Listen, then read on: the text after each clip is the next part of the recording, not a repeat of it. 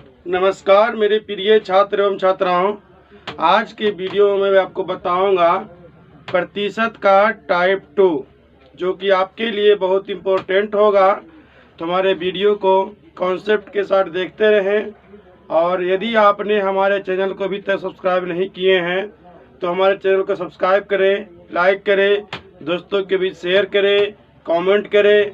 तो देखिए, आपका कहता है ए की आय बी की आय से x% अधिक है, तो बी की आय ए की आय से कितना % अधिक है। तो ए और बी आपका है, ए की आय बी की आय से, अगर बी 100 है तो ये आपका 100 प्लस x। तो बी की आय ए की आय से कितना % कम है। देखिए बी ए में कितना के अंतर है, x का, और ए 100 प्लस x इंटू 100% आपका हो गया। फिर से देखिए, ए की आय बी की आय से x% अधिक है, तो बी की आय ए की आय से कितना % कम है। तो देखिए ए बी कह रहा है कि बी ए की आय जो है बी से x% अधिक है।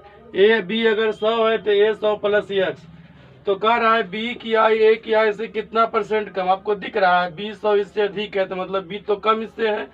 तो दोनों में अंतर x का, और 100 प्लस x इंटू 100%। तो ठीक है। अगला कहता है किसी वस्तु के मूल्य में x% की वृद्धि हो जाए। तो कोई वस्तु था पहले, उसके बाद में किसी वस्तु के मूल्य में x% की वृद्धि हो जाए। पहले 100 था, वृद्धि के बाद में हो जाएगा 100 प्लस x।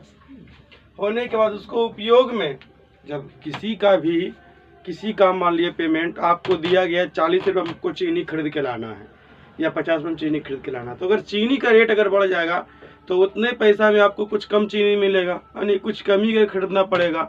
चीनी हो, आलू हो, प्याज हो, परवल हो, कुछ भी हो, जो भी खरीदेंगे आप, ठीक है। तो 100 प्लस x, तो कितना यहाँ, तो x हो जाएगा 100 प्लस x इंटू 100।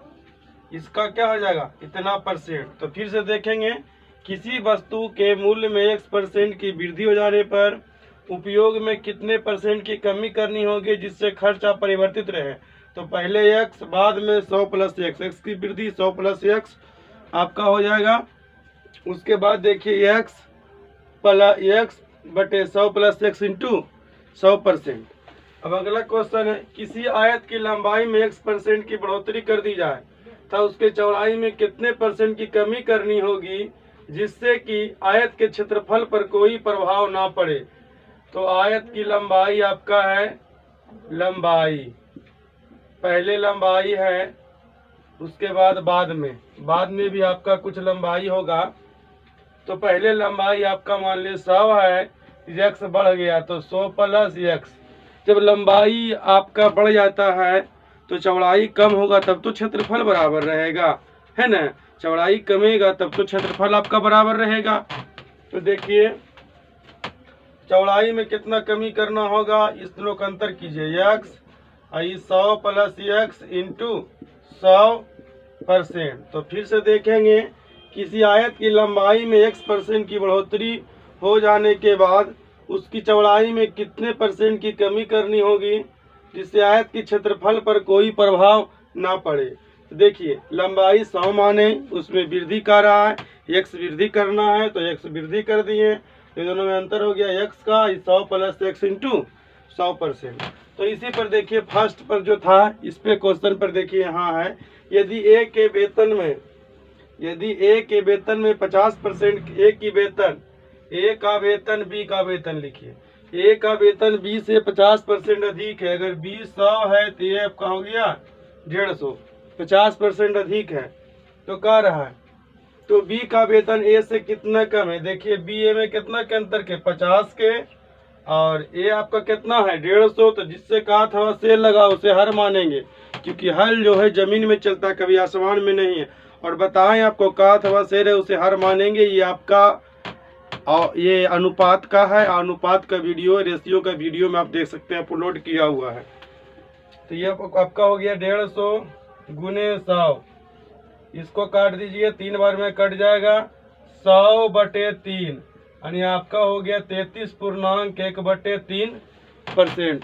33.1/3 3% आपका हो गया। चलिए फिर से देखते एक बार। यदि ए के वेतन बी के वेतन से 50% अधिक है, यानी बी को 100 माना तो ये हो गया 150, तो बी का वेतन ए के वेतन से कितना परसेंट कम, बी ए से कितना कम है 50, 150 गुने 100, तो 50 दिया 150, 100 बटे 3, 33.1/3%। क्वेश्चन आपका कहता है, देखिए यदि ए के वेतन बी के वेतन से 25% अधिक है तो बताएं कि बी का वेतन ए के वेतन से कितना परसेंट कम है। ए का वेतन, तो ए लिखिए बी लिखिए, ए का वेतन बी के वेतन से, ए अगर 100 है तो बी 125। अब करो तो बताएं कि बी का वेतन ए के वेतन से कितना कम है। ए के वेतन 125, ये दोनों में अंतर कितना क्या है 25 के, 25 गुने 100, 25 बचे 25 से बी बचे 100, आपका आ गया 20%। तो एक बार फिर से देखेंगे जो नहीं समझे।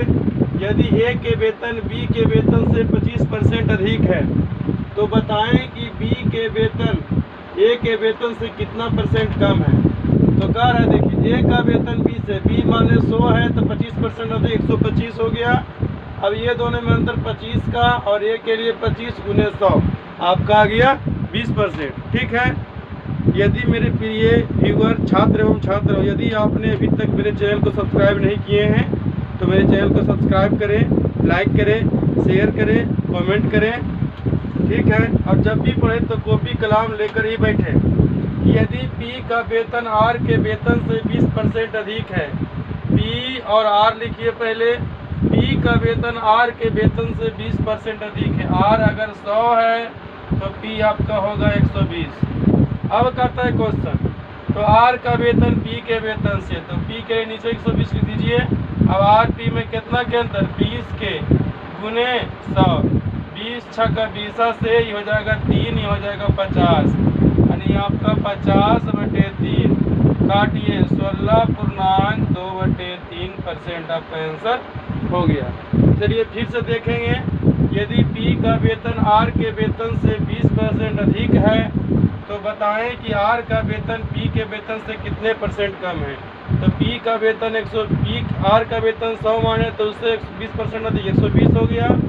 आर पी में अंतर 20 के, 20/120 गुने 100, 120 गुने 100 आपका हो गया।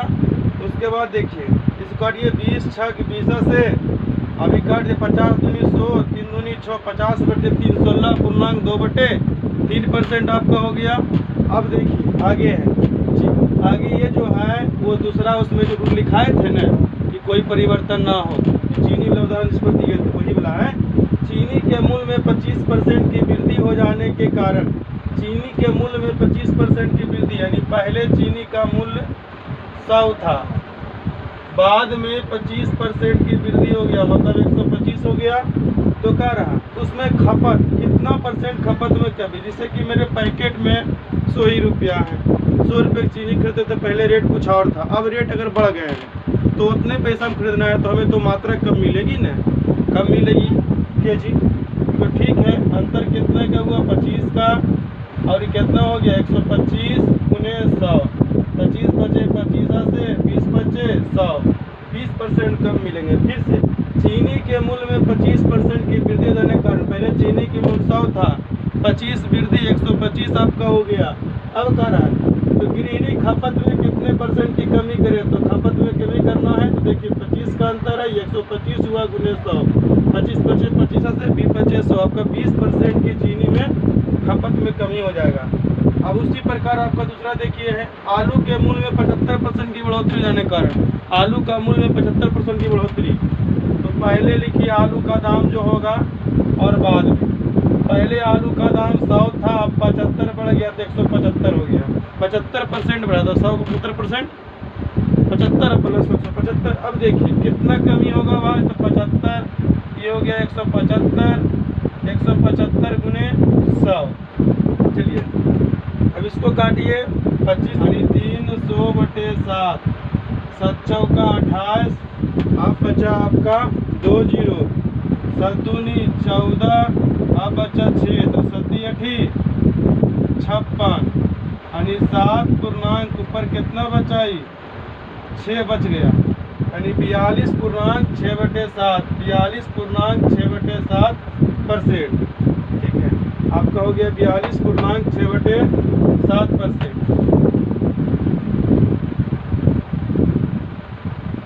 चलिए फिर से देखेंगे एक बार। आलू के मूल्य में 75% की बढ़ोतरी हो जाने के कारण एक गृहिणी उसकी खपत में कितने % की कमी कर दी जाए ताकि आलू में होने वाले खर्च में कोई परिवर्तन ना हो।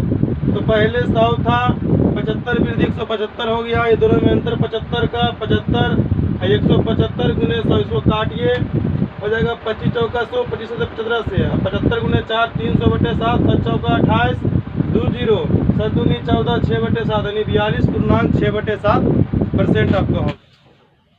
देखिए क्वेश्चन आपका कहता है यदि नमक के मूल्य में 40% की बढ़ोतरी हो जाने के कारण एक गृहिणी उसकी खपत में कितने % की कमी कर दिए कि होने वाले खर्च में कोई परिवर्तन ना हो।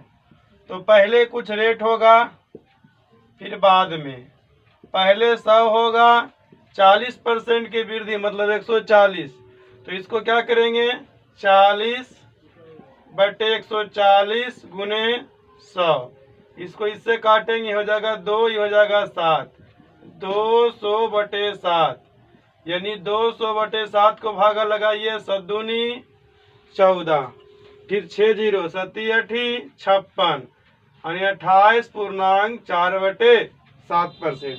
फिर से देखेंगे यदि नमक के मूल्य में 40% की बढ़ोतरी हो जाने के कारण गृहिणी उसकी खपत में कितने % की कमी कर दे कि होने वाले खर्च में कोई परिवर्तन ना हो।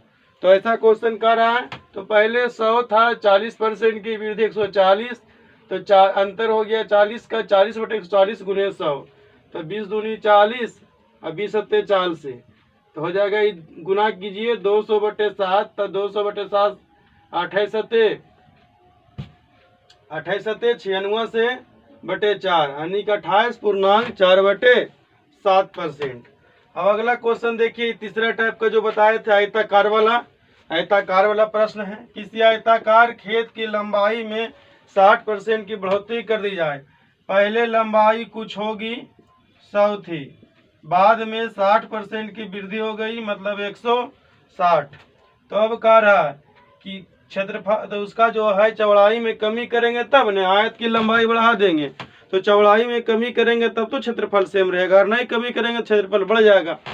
तो देखिए कितना का है भाई 60 का, तो 60/160% के लिए 100 गुना, इसको काट दीजिए 3 बार में कट जाएगा, ये आपका 8 बार में 20 तिया 20 8, आपका हो गया 300/8, 8 से भागा लगाइए 8 तिया 24, फिर आपका बचेगा 6 0, तो 8 सत्ते 56, यानी 37.4/8% आपका गया। फिर से देखेंगे किसी आयताकार खेत की लंबाई में 60% की बढ़ोतरी, पहले 100 तक 160 हो गया, अब चौड़ाई में कितना कमी करना होगा, तो 60/160 गुने 100, 20 तिया 60, 20 8 60 से 300/8, 8 तिया 24, 6 0, 7 8 56, तो 4/8% आपका इतना हो गया। ठीक है, या तो इसको कर सकते हैं काट के 1/2 कर सकते हैं, इसको भी काट सकते हैं आप, 37.4/8 है, इसको काट दीजिए तो 1/2 आया ना, हो जाएगा 37.1/2%, 37.5 भी कह सकते हैं इसको। चलिए अगला क्वेश्चन है, किसी आयताकार पार की लंबाई में 25% की वृद्धि हो जाए, पहले और उसके बाद हो गया, पहले 100 था, बाद में 25% की वृद्धि 125, ये दोनों में अंतर कितना के हुआ 25 के, तो 25/125, अब निकालना आपका है परसेंट, तो 100 से गुना, 25 पचे 25 से 20 पचे 100, आपका 20%। फिर से देखिए एक बार, किसी आयताकार पार की चौड़ाई में 25% की वृद्धि कर देंगे, जब चौड़ाई में 25% की वृद्धि किए तो लंबाई में कुछ कमी करेंगे तब तो क्षेत्रफल पर कोई असर नहीं पड़ेगा। तो आपका 100 हुआ, 25 वृद्धि 125 हुआ, अंतर 25 के 25, 125 गुने 100, 25 पचे 25 से 20 पचे 100, 20%। उसी प्रकार आपका देखिए है, एक आयताकार खेत की लंबाई में 50% की वृद्धि कर दी जाए। एक आयताकार खेत आपका है तो पहले 100 था, बाद में 50% की वृद्धि मतलब 150 हो गया। तो ये दोनों में कितना की वृद्धि हो गया आपका 50 के। तो कमी जो है इसका करना है चौड़ाई में, तो 50 आई हो गया आपका 150 गुने 100, 50 दिया 150 यानी 100/3। तो आपका क्या हो जाएगा 33.1/3% की कमी। फिर से देखेंगे एक बार, एक आयताकार खेत की लंबाई में 50% की वृद्धि कर दे। पहले 100 था, 50 हो गया 150। अब चौड़ाई में कमी करना है तो देखिए अंतर 50 का, ये बाद वाला 150 गुने 100, 50 दिया 150, 100/3, 33.1/3%। ठीक है, थैंक्स।